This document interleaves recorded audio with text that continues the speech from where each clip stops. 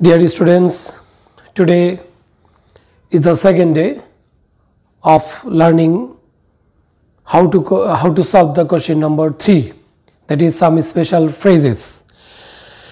You know that these phrases are very simple and easy to learn and to use. We have already learned some phrases. Today we are going to learn the other phrases.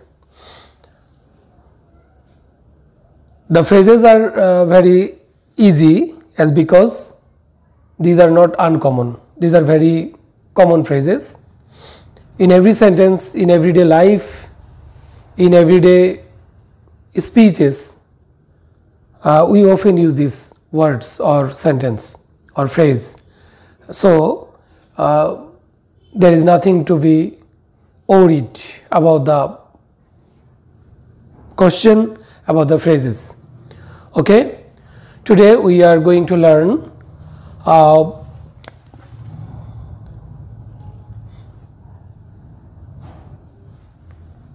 as if, as though,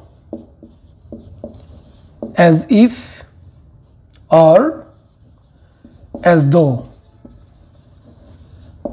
Okay, as if, as though এর বাংলা অর্থ হচ্ছে যেন। আমরা এরকম বলি না যে actually যে যা নয় তার সঙ্গে যদি আমরা কাউকে কম্পেয়ার করতে চাই সেক্ষেত্রে আমরা ব্যবহার করি অ্যাজ ইফ বা অ্যাজ দো। যার আচরণটা যেমনটা নয়, যে যেমনটা আচরণ করছে, কথা বলছে, অথবা যে যেমনটা নয়, অ্যাকচুয়ালি যে যেমন না, যে যা নয় তার মতো যদি সে আচরণ করে, এইরকম কিছু বোঝানোর জন্য আমরা ব্যবহার করি অ্যাজ ইফ বা অ্যাজ দো। আমরা যদি এরকম বলি সে এমন আচরণ করছে যেন সে প্রেসিডেন্ট, বাংলাদেশের প্রেসিডেন্ট, অ্যাকচুয়ালি সে প্রেসিডেন্ট নয়, কিন্তু তার আচরণে আমাদের কাছে মনে হচ্ছে যে সে বাংলাদেশের প্রেসিডেন্ট।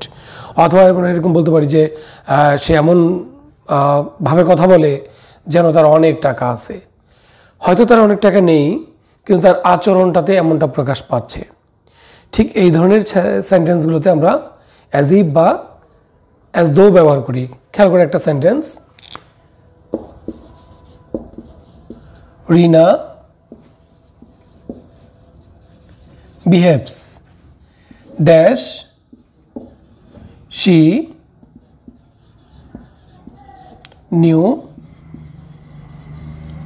everything.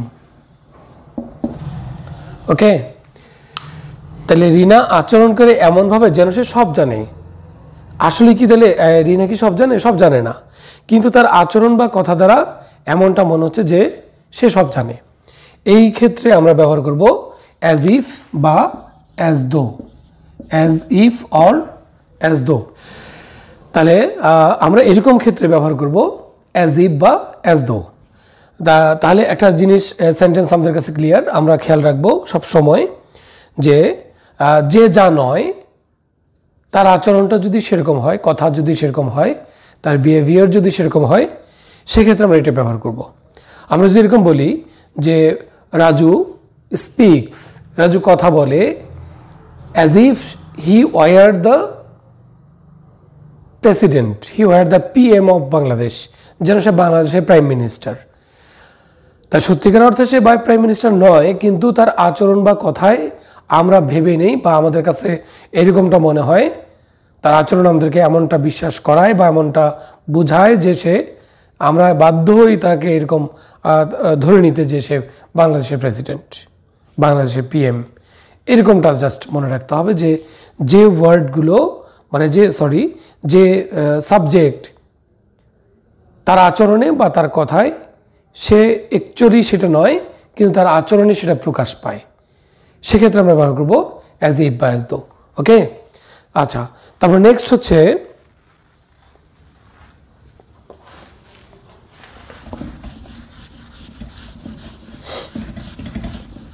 আমাদের অনেক সময় ফ্রেজের মধ্যে অ্যাজ, সুন, অ্যাজ এটা থাকে, কখনো কখনো নো সুনার হ্যাড। আচ্ছা, আমরা জানি যে অ্যাজ সুন অ্যাজ বা নো সুনার হ্যাড হলো এমন একটা শব্দ, এমন একটা ফ্রেজ অ্যাজ সুন অ্যাজ দ্বারা বোঝায় আসলে একটা কাজ করা হইতে না হইতে আরেকটা কাজ করা বুঝাইলে। আমরা এরকম বলি যে ঘন্টা বাজতে না বাজতে সে ক্লাসে প্রবেশ করলো। তাহলে বাজতে না বাজতে, যেমন no sooner had the bell rang. আবার যদি এরকম বলি as soon as the bell rang, মানে ঘন্টা বাজা মাত্রই। আসলে দুইটার অর্থের কোনো পার্থক্য নেই, শুধু খেয়াল রাখতে হবে দুইটার গঠনগত একটু পার্থক্য রয়েছে। আমরা জানি যে অ্যাজ সুন অ্যাজ ব্যবহৃত হয় হাবোধক বাক্যের ক্ষেত্রে, অ্যাফার্মেটিভ সেন্টেন্সে, আর নো সুনার হ্যাড ব্যবহৃত হয় নেগেটিভ সেন্টেন্সে, অর্থাৎ না বোধক বাক্যের ক্ষেত্রে। Is it clear? As soon as এবং নো সুনার হ্যাডের অর্থগত দিক থেকে কোনো পার্থক্য নেই, গঠনগত পার্থক্য রয়েছে। এটা গঠনটা হচ্ছে হাবোধক, এটা গঠনটা হচ্ছে নাবোধক, তবে অর্থের কোনো পার্থক্য নেই। যেমন আমরা যদি এরকম বলি যে ঘন্টা বাজতে না বাজতে বা বৃষ্টি থামতে না থামতে আমরা রওনা হলাম, তাহলে no sooner had the rain stopped.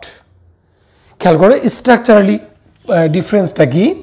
আমরা যদি অ্যাজ সুন অ্যাজ দিয়ে লিখি, আমরা লিখবো হচ্ছে as soon as the rain stopped.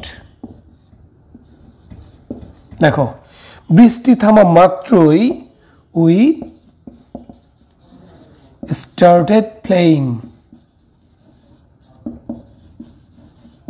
Okay, as soon as the rain stopped, বৃষ্টি থামা মাত্রই we started playing, আমরা খেলতে শুরু করলাম।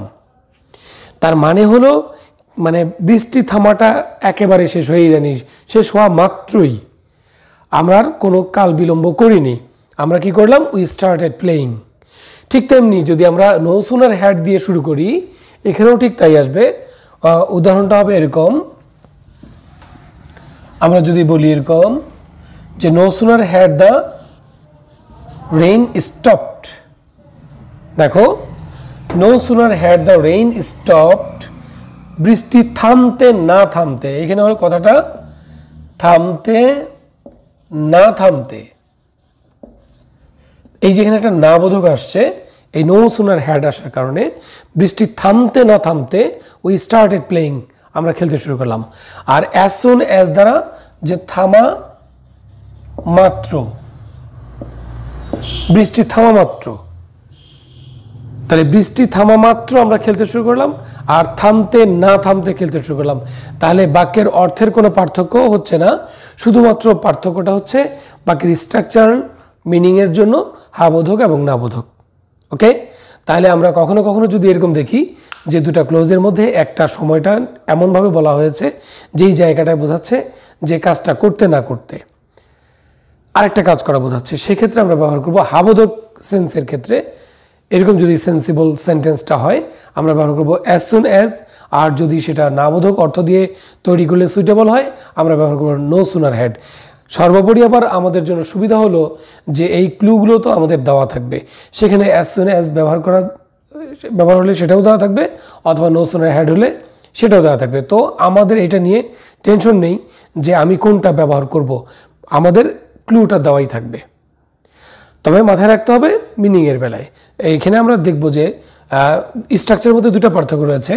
যেমন এখানে হ্যাড থাকলে অবশ্যই এর ভার্বের পাস্ট পার্টিসিপল হবে V3, আর অ্যাজ সুন অ্যাজ থাকলে সেটা পাস্ট ফর্ম এবং পরেরটাও পাস্ট ফর্ম, যে এখানে স্টার্টেড এটাও past form. As soon as he saw the police, পুলিশকে দেখা মাত্রই he ran away, the man ran away, পুলিশকে দেখা মাত্রই লোকটি দৌড়ে পালালো। তাহলে এখানে কিন্তু আমরা ব্যবহার করলাম স। আর যদি আমরা বলতাম নো সুনার হ্যাড, তাহলে আমরা বলতাম seen. No sooner had he seen the police, পুলিশকে মানে দেখতে না দেখতেই দ্য ম্যান র্যান অ্যাওয়ে, লোকটি দৌড়ে পালালো। তাহলে মাথায় রাখতে হবে স্ট্রাকচার, এখানে যদি নো সুনার হ্যাড থাকে তাহলে আমাকে অবশ্যই ব্যবহার করতে হবে V3, আর যদি তোমার অ্যাজ সুন অ্যাজ থাকে আমরা V2 দিয়েই ব্যবহার করব। আচ্ছা, এরপরে একটা ফ্রেজ রয়েছে, এটা হলো হোয়াটস it like, what's it like, এরকম একটা ফ্রেজ আছে। আসলে এই ফ্রেজটা মজার বিষয় হলো যে আমরা কোনো অনুভূতি জানার জন্য এই ফ্রেজটাকে ব্যবহার করি। কোনো কাজ করতে কেমন লাগে এই ফিলিংসটা জানার জন্য আমরা ব্যবহার করি হোয়াটস ইট লাইক। ধরে নাও আমি জানতে চাবো যে হাতির পিঠে চড়তে কেমন লাগে, তো এটা একটা ফিলিংস। আমি প্রশ্ন করবো হোয়াটস it like. What's it like এর পরের যে ক্লোজটা যুক্ত হবে, আর এই ক্লোজের প্রথম ভার্বটা যেটা থাকবে সেটার সঙ্গে যুক্ত হবে আইএনজি। মাথায় রাখতে হবে আমরা ব্যবহার করবো হোয়াটস ইট লাইক, যেমন রাইডিং আ হর্স, ঘোড়ায় চড়তে কেমন লাগে, হাতিতে চড়তে কেমন লাগে। আমরা এরকম যদি বলি যে সমুদ্রে সাঁতার কাটতে কেমন লাগে, এগুলো জাস্ট অনুভূতি, ফিলিংস, এইগুলো জানার জন্য আমরা ব্যবহার করবো হোয়াটস ইট লাইক। তাহলে আমি যদি এরকম বলি যে আকাশে উড়তে কেমন লাগে, প্যারাশুট নিয়ে নামতে কেমন লাগে, এগুলো অনুভূতি জানার বিষয়, এক্ষেত্রে আমরা ব্যবহার করবো হোয়াটস ইট লাইক। তাহলে হোয়াটস ইট লাইক এরপরে যেটা মাথায় রাখার বিষয় সেটা হলো যে এরপরে যে ভার্বটা থাকবে অবশ্যই এই ভার্বের সঙ্গে যুক্ত করতে হবে আইএনজি। তাহলে আমি যদি এরকম বলি what's it like swimming in the hot water, গরম পানির মধ্যে সাঁতার কাটতে কেমন লাগে, তাই যে আমি বললাম what's it like swimming, what's it like flying, what's it like riding, what's it like driving. তাহলে এই গাড়ি চালাইতে কেমন লাগে, সাইকেল চালাইতে কেমন লাগে, জাস্ট অনুভূতি জানার জন্য আমরা ব্যবহার করব হোয়াটস ইট লাইক। আরেকটা আছে এর মতোই, সেটা একটু ডিফারেন্ট। এখানে থাকবে হলো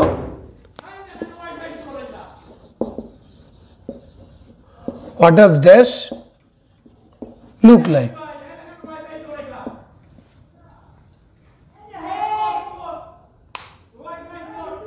ঠিক আছে, what does dash look like. এখানে হচ্ছে যে what does dash look like বলতে বোঝাচ্ছে কেউ বা কোনো কিছু দেখতে কিসের মতো বা কার মতো। আমি যদি বলি যে রাজু দেখতে কার মতো, সেক্ষেত্রে আমি ব্যবহার করবো what does Raju look like, Raju দেখতে কার মতো। আমি যদি বলি যে কলমটি দেখতে কিসের মতো, what does the pen look like. বাড়িটি দেখতে কিসের মতো, what does the home look like. গাছটি দেখতে কিসের মতো, what does the tree look like. তাহলে কোনো কিছু দেখতে কিসের মতো, সেক্ষেত্রে আমরা বলছি what does dash look like. আর যদি কোনো কিছু যেটা অনুভূতি জানতে চাইলে সেক্ষেত্রে আমরা ব্যবহার করছি হোয়াটস ইট লাইক। আর সেক্ষেত্রে আমরা দেখলাম যে এরপরে যে ভার্ব থাকবে সেটার সঙ্গে যুক্ত পায় আইএনজি। আর এখানে আমাদের এরকমভাবে গ্যাপ থাকতে পারে what does dash look like. তাহলে আমরা এখানে সাবজেক্ট এখানে দেওয়া থাকবে, আর এই একটা গ্যাপ থাকবে, এটা একটা গ্যাপ থাকবে। সেক্ষেত্রে আমাকে ব্যবহার করতে হবে what does dash look like, অর্থাৎ কেউ বা কোনো কিছু দেখতে কার মতো বা কিসের মতো। এরকম যখন অর্থটা আমাদের ওই বাক্যের অর্থটা এরকমভাবে আসবে, তখন আমরা ব্যবহার করব what does dash look like. Okay, তাহলে এটা গেল। আর একটা হলো যেমন এরকম ফ্রেজের ব্যবহারগুলোতে আমাদের ইন্ট্রোডাক্টরি দেয়ারও দেওয়া থাকে। ইন্ট্রোডাক্টরি দেয়ার, আমরা জানি ইন্ট্রোডাক্টরি দেয়ার কাকে বলে। অ্যাকচুয়ালি ইন্ট্রোডাক্টরি দেয়ার হচ্ছে সে দেয়ার যে দেয়ার বাক্যের শুরুতে থাকে, অর্থাৎ বাক্যের শুরুতে দেয়ার থাকলে তাকে আমরা বলছি ইন্ট্রোডাক্টরি দেয়ার। এই ইন্ট্রোডাক্টরি দেয়ারটা হলো আমরা সাধারণত ব্যবহার করি যে কোনো জায়গায় কোনো কিছু থাকা বা অবস্থান করা বোঝালে, কোনো জায়গায় কোনো কিছু আছে থাকা বা অবস্থান করা বোঝালে আমরা ব্যবহার করি ইন্ট্রোডাক্টরি দেয়ার। ফর এক্সাম্পল আমরা বলতে পারি there is a computer on the table, টেবিলের উপরে একটা কম্পিউটার আছে। অথবা বলতে পারি there is a phone, mobile phone on the table, টেবিলের উপরে একটি মোবাইল ফোন রয়েছে। তাহলে এই মোবাইল ফোনটা কোথায় আছে, কোন একটা জায়গা বোঝাচ্ছে। আমরা যদি বলি there are many rivers in our country, আমাদের দেশে অনেক নদী রয়েছে। এই যে আমরা শুরু করলাম দেয়ার দিয়ে, there is a phone, there is a mobile phone, there are many trees in the garden, বাগানে অনেকগুলো গাছ রয়েছে। তাহলে এই যে শুরুতে আমরা ব্যবহার করলাম কি দেয়ার, দেয়ার ইজ অথবা আর। পাস্ট টেন্সে ওয়াজ অথবা ওয়ার হতে পারে। তাহলে ব্যবহার করব কোথায়? কোনো জায়গায় কোনো কিছু সাধারণভাবে থাকা বা অবস্থান করা বোঝাইলে আমরা দেয়ার দিয়ে শুরু করব। এরকম বাক্য অনেক সময় ফাঁকা থাকে, যে জায়গায় আমাকে দেয়ার ব্যবহার করে বাক্যটাকে কমপ্লিট করতে হয়। সো আমরা এটাকে বলতে পারি দেয়ার দিয়ে শুরু, বাক্যকে আমরা বলছি ইন্ট্রোডাক্টরি দেয়ার। তাহলে আমরা আগে দেখব যে এই বাক্য গ্যাপটা দ্বারা এমন কিছু বোঝাচ্ছে কি না যে কোনো জায়গায় কোনো কিছু থাকা বা অবস্থান করা বোঝাচ্ছে। Then we can use there. Okay, আরেকটা হলো, এটা আমরা জানি যে প্রিপারেটরি ইট। প্রিপারেটরি ইট কাকে বলে? সাধারণত ইংরেজি বাক্যে সাবজেক্ট যদি কোনো বাক্যে না থাকে, সেক্ষেত্রে আমরা সাবজেক্ট হিসেবে একটা শব্দকে বারবার ব্যবহার করতে পারি, ব্যবহার করি, কমনলি ব্যবহার করে থাকি।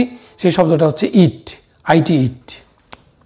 এই শব্দটাকে আমরা ব্যবহার করে থাকি বাক্যের শুরুতে সাবজেক্ট হিসেবে। তখনই আমরা এটাকে বলা হয়, মানে বলতে পারি প্রিপারেটরি ইট। তাহলে বাক্যের শুরুতে ইট থাকলে সাবজেক্ট হিসেবে ইটকে ব্যবহার করা হলে আমরা এটাকে বলছি প্রিপারেটরি ইট। যেমন আমি যদি বলি এখন শীতকাল, আমি কিন্তু এখানে সাবজেক্ট হিসেবে অন্য কোনো শব্দ পাচ্ছি না, আমাকে ব্যবহার করতে হবে ইট ইজ উইন্টার নাও। এই যে ইট শব্দটাকে আমি ব্যবহার করলাম, এটাকে আমরা বলছি প্রিপারেটরি ইট। অনেক সময় এরকম দেওয়া থাকলো যে ড্যাশ ইজ রেইনিং হেভিলি, প্রবল বর্ষণ হচ্ছে, বৃষ্টি হচ্ছে। তাহলে এখানে আমি সাবজেক্ট তো নেই, রেইনিং, রেইন মানেই তো বৃষ্টি। তাহলে বৃষ্টি হওয়া, রেইন বৃষ্টি হওয়া। তাহলে আমি যখন সাবজেক্ট হিসেবে এখানে ইট ব্যবহার করব, ইট ইজ রেইনিং হেভিলি অথবা ইট ইজ রেইনিং নাও, এখন বৃষ্টি হচ্ছে।